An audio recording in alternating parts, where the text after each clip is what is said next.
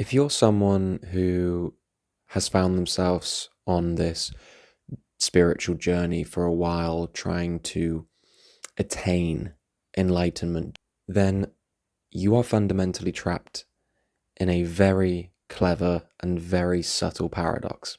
And I want to break it down from a variety of different perspectives to really help you guys understand this idea as fully as possible and have it sink in.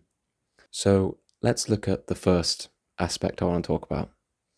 If you are saying, if your mind is telling you that you got to do these practices, gain more concepts, read more books, if I just attain more information, then I'll get it. I'll have to get it. Then it'll click. Your mind is fundamentally telling you that enlightenment for you is in the future. And the problem when something is in the future, the problem is you will never have it because you exist and only ever exist in the present, here and now.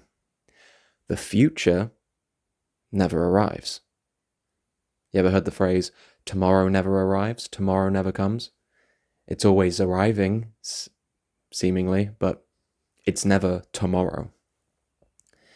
And the same thing can be said about the past. The past doesn't exist. Why? Because the past isn't happening right now.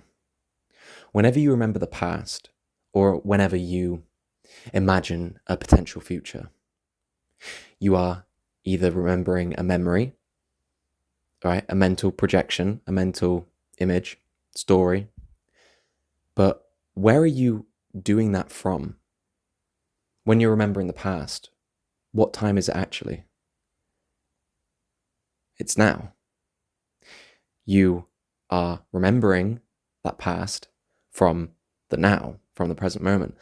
And the same can be said for when you're anxiously worrying about a potential future or trying to plan a future or thinking of a future moment where you'll finally get what you want. You're imagining that future. Again, a mental projection. From when? Now. All that ever exists is now. All that ever has existed, will exist, is now. I know that kind of sounds like a paradox in and of itself, but I'm just saying it to try and help it sink in. You only ever exist in the present. So fundamentally, if your mind has got you on this hamster wheel, in this rat race, saying, oh, one day I'll achieve enlightenment. One day. If I just do this, and this, or if I just keep doing this, or blah, blah, blah, blah, then I'll get it. Then I'll be like those spiritual teachers. Your mind is perpetually telling you again and again and again, my enlightenment, my salvation, my freedom is in the future. And therefore, you will never get it until you let go of that narrative.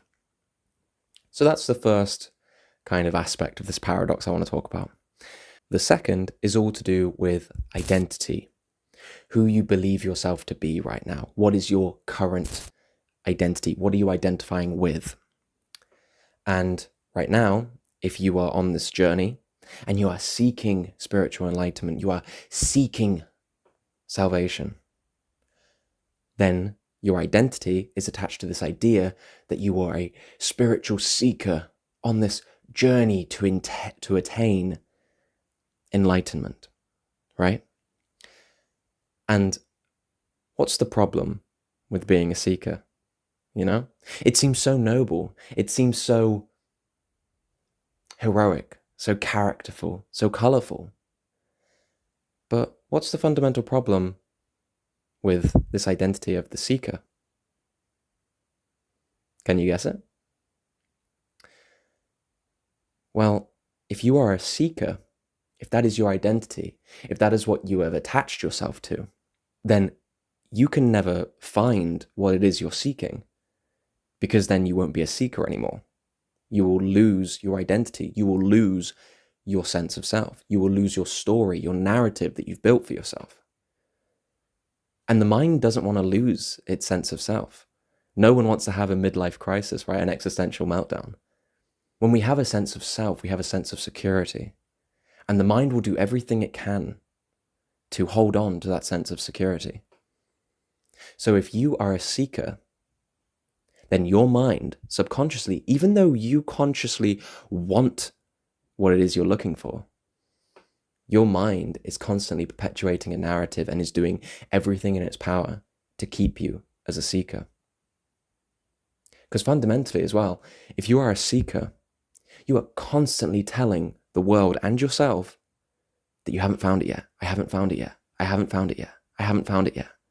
Why? Because I'm a seeker and I'm on this journey and I'm overcoming all these trials and going through all these hurdles. And that's okay. You know, many people who are interested in spirituality, many people who are very much just starting their spiritual journey, go through this natural phase of becoming this seeker, of building a spiritual sense of identity, a spiritual ego. You know, their mind attaches itself and uses spiritual concepts and the thing they're interested in and kind of weaponizes it against them. And it can have a purpose. It does serve a purpose. It gets your foot in the door.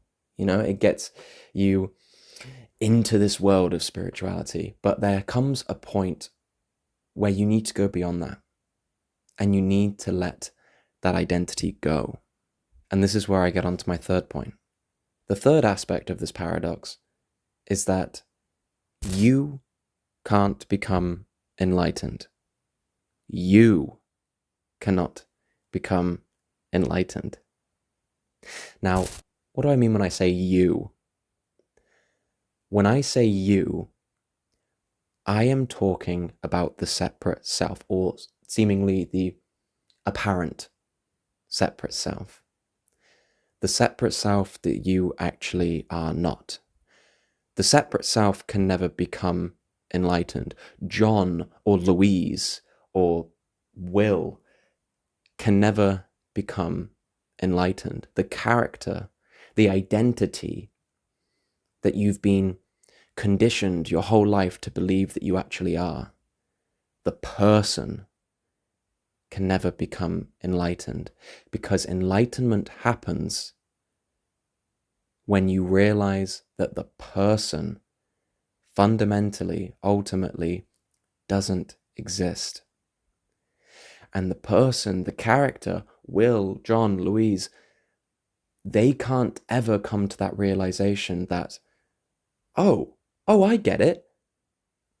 I just don't exist. Yes.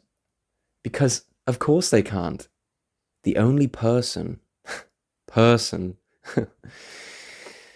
that can realize that the character doesn't exist is something beyond the character.